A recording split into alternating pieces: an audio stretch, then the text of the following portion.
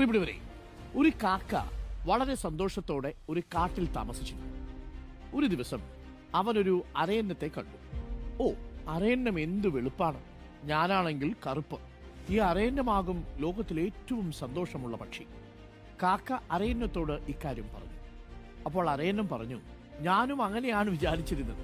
എന്നാൽ കഴിഞ്ഞ ദിവസം 2 നിറമുള്ള ഒരു തത്തയെ കണ്ടു. എന്തു ഭംഗിയാണ്! ആ തത്തയാണ് ഏറ്റവും സന്തോഷമുള്ള പക്ഷിയെന്നാണ് എനിക്ക് തോന്നുന്നത്. ഇതോടെ കാക്ക തത്തയുടെ അടുക്കലേക്ക് ചെന്നു.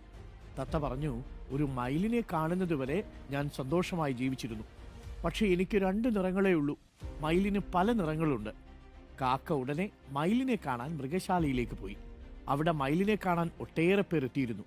ആളുകളെല്ലാം പോയ തക്കത്തിന് കാക്ക മയിലിന്റെ അടുത്തേക്ക് ചെന്നു. എന്നിട്ട് പറഞ്ഞു, മയിലേ മയിലേ, നീ നല്ല ഭംഗിയുള്ള പക്ഷിയാണ്. ദിവസവും 1000 കണക്കിന് പേരാണ് നിന്നെ കാണാൻ എത്തുന്നത്.